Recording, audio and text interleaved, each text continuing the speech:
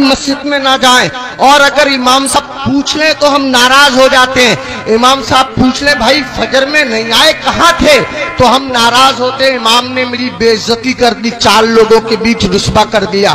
امام صاحب اگر ایک ٹائم نہ رہے تو ایسے لوگ جو جمعے کی جمعے جاتے ہیں وہ ہنگامہ مچا دیتے ہیں۔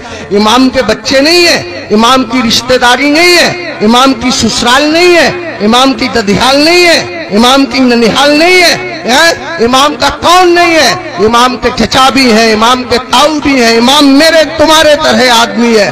مجھے بتاؤ کہیں کوئی مر جائے گا تو امام کو جانا پڑے گا یا نہیں جانا پڑے گا؟ کہیں کوئی پیدا ہوگا تو امام کو جانا پڑے گا یا نہیں جانا پڑے گا؟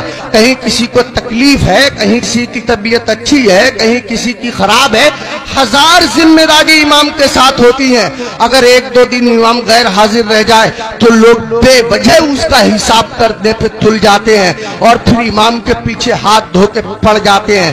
ہونا یہ چاہیے 2 امام ہونے چاہیے مسجد میں، ایک امام ہونا چاہیے، ایک نائب امام ہونا چاہیے۔ امام صاحب اگر کام سے چلے جائیں تو نائب امام ان کا کام انجام دے سکے۔ اماموں کی تنخواہ بڑھاؤ، اب ایک دم تو بڑھا نہیں سکتے، میں ایک ترکیب بتاتا ہوں اور پھر حضرت مفتی صاحب کو آواز دیتا ہوں۔ ترکیب یہ ہے کہ جب جمعے کے دن امام صاحب خطبہ پڑھتے ہیں، مطلب تقریر کرتے ہیں یا نعت شریف پڑھتے ہیں، مسجد میں جتنے لوگ جاتے ہیں اگر صرف 10 روپے سے امام صاحب کا مسافہ کر دیں گے تو قسم خدا کی آپ کے پاس سے 10 روپے جائیں گے، میری مسجد کے امام صاحب کے پاس ہزاروں روپے اکٹھے ہو جائیں گے۔ امام صاحب کے بچے کھائیں گے، ان کے دل سے دعا نکلے گی۔ دیکھو اگر اماموں کی تنخواہ کم ہوتی ہے تو نمازیں خراب ہوتی ہیں۔ آپ کہیں گے کیسے؟ میں بتاتا ہوں آپ کو۔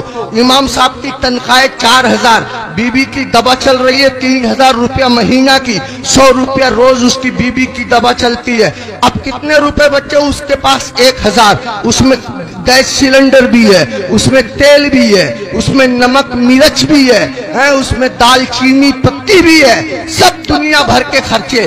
آپ غور کیجئے، اب امام صاحب مسجد کے مصلی پہ کھڑے ہیں، نیت باندھے ہوئے نماز کی، اب پڑھ رہے سبحانک اللہم و بحمدک و تبارک اسمک و تعالی جدک ولا الہ غیرک۔ اب سبحانہ جب ختم ہوا تو امام صاحب من میں سوچ رہے ہیں یار کوئی مر بھی تو نہیں رہا ہے، یار کسی کی شادی بھی تو نہیں ہو رہی ہے، نکاح پڑھانے کے لیے مل جاتا۔ امام صاحب کھڑے ہیں مصلی پہ، سوچ رہے ہیں، پڑھ رہے ہیں 40واں، کھڑے ہیں مصلی پہ، پڑھا رہے ہیں نکاح۔ قسم خدا کی اگر تم لوگوں نے اپنے امام کی تنخواہیں معقول رکھی ہوتی تو تمہارا امام جہاں ہوتا امام کی نیت بھی وہی ہوتی، تمہارا امام جہاں ہوتا امام کا دل بھی وہی ہوتا، تمہارا امام جہاں ہوتا امام کا خیال بھی وہی ہوتا۔ اماموں کی تنخواہیں بڑھاؤ، ملا کرو، ہر ہفتے معمول بنا لو۔ جب تم کماتے ہو، ہزاروں کماتے ہو، معمول بنا لو یا 500 روپے دوں گا، مہینے میں تم کو تنخواہ ملے 10,000، مہینے میں تم کو تنخواہ ملے 15,000، 8,000، 8,000 میں سے 100 روپے چپکے سے جاؤ امام صاحب سے مسافہ کر کے آ جاؤ۔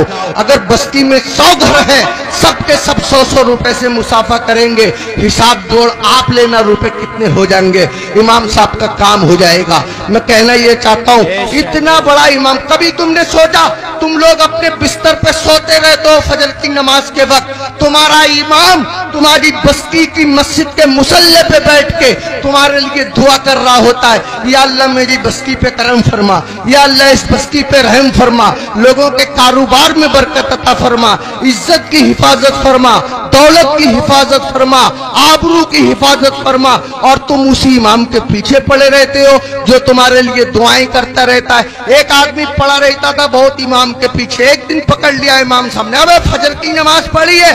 بولا بالکل پڑھی ہے۔ امام صاحب بولے کیا رکعتیں پڑھی ہیں؟ بولا 10۔ کا فجر میں 10 ہو گئے رے؟ کہہ رہا چلو 15 مان لو۔ امام صاحب بولے 15 ہوتی فجر میں؟ کہہ رہا چلو 20 مان لو۔ امام صاحب بولے پٹ جائے گا، دماغ خراب مت کر۔ منہ لٹکایا ہوا گھر گیا، بیوی بولی کیسے منہ لٹکائے پھر رہے ہو؟ کہنے لگا رے امام صاحب نے پکڑ لیا، بولے فجر پڑھی ہے؟ میں نے پڑھی ہے۔ انہوں نے رکعتیں پوچھ لی، میں نے 10 بتائیں، 15 بتائیں، 20 بتائیں، 25 تک پہنچ گیا، مگر اتنا ہے کڑے امام ہے وہ بھی مانے ہی نہیں ہے۔ تو بی بی کہہ رہی ہے تم بھی تو پاگلوں جیسی باتیں کرو، 4 بتا دیتے 4۔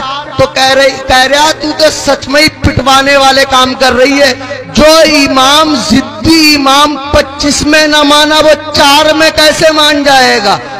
25 में माना नहीं, 4 में मान जाएगा। पिटवाने वाले काम कर रही है। इमामों के करीब आओ, इमामों का ख्याल रखो। जब खाना खाने बैठा करो, इमाम को फोन कर लिया करो, हजरत खाना खाया नहीं खाया, आया नहीं आया।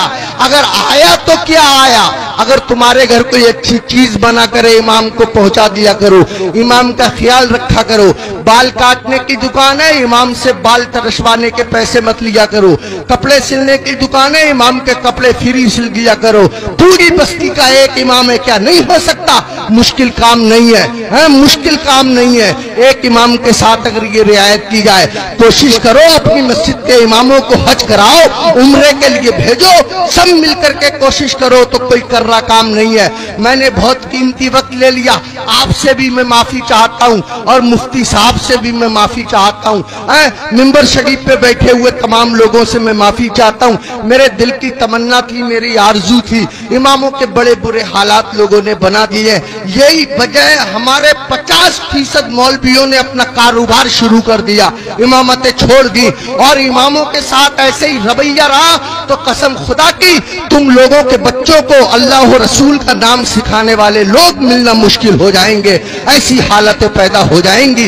इमामों की कदर करो, इन लोगों से दीन जिंदा है, इन लोगों से इस्लाम जिंदा है, इन लोगों से हमारा मजहब जिंदा है। शायरों के कदमों पे 1-1 हजार, 2-2 हजार, 20-20 हजार। हमारी जमात में ऐसे ऐसे शायर भी हैं जो 2-2 नाते पढ़ने के 1-1 लाख लेते हैं। तकरीर करने वाले लोग ऐसे भी हैं जो 2.5-2.5 लाख लेते हैं। उनको एयर कंडीशन रूम चाहिए, किसी आम आदमी के मकान में ठहरेंगे नहीं, 5 स्टार होटल उनको क़याम करने के लिए चाहिए। हमारी कौम सब कुछ बर्दाश्त करती है, लेकिन जब निकाह का नंबर आता है और इमाम साहब कह रहे 3,000 लूंगा, तो पूछे कौन सी किताब में लिखा हुआ है 3,000 ही लोगे, इससे कम नहीं लोगे?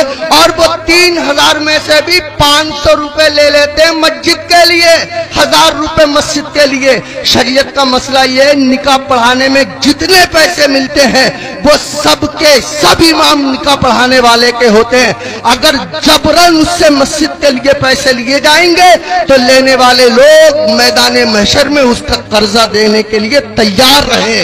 इमाम के साथ वो ज्यादती जो लोग कर रहे हैं, इमाम के नाम से उगाते हैं ईद में लोग पैसे, 40,000 50,000 इमाम साहब को दे दिए, 7,000 8,000 बाकी बचा लिए। अरे इमाम के नाम से उगाया, इमाम को दो, मस्जिद में और काम है, उसके नाम से कमाओ, उगाओ, इकट्ठे करो और मस्जिद में लगाओ। बहरहाल अल्लाह ताला माफ फरमाए, कोई भी शाखे तमन्ना हरी नहीं होगी, तेरे बगैर बसर जिंदगी नहीं होगी। जो दूसरों को अंधेरे में देखना चाहे उसी के घर में कभी रोशनी नहीं होगी। मैं ये नहीं कहता कि नात पढ़ने वालों को मत दो, मैं ये नहीं कहता कि तकरीर करने वालों को मत दो। अगर इनको देना बंद कर दोगे तो हम लोगों के बच्चे कैसे पलेंगे? मैं कहता हूं इनको भी दो, मगर इनके साथ साथ अपने इमाम का भी ख्याल रखो। ये वो इमाम है जो तुम्हारे बाप का निकाह पढ़ाता है, तब आदमी जायज तरीके से पैदा होता है। अगर इसने बाप का निकाह ना पढ़ाया होता तो आदमी दुनिया में पैदा होने के बाद किसी को मुंह दिखाने के काबिल न रहता। आज मैं इज्जत से खड़ा हुआ हूँ, ये मेरे मस्जिद के इमाम साहब की बदौलत है, उन्होंने मेरे बाप का निकाह पढ़ा दिया था।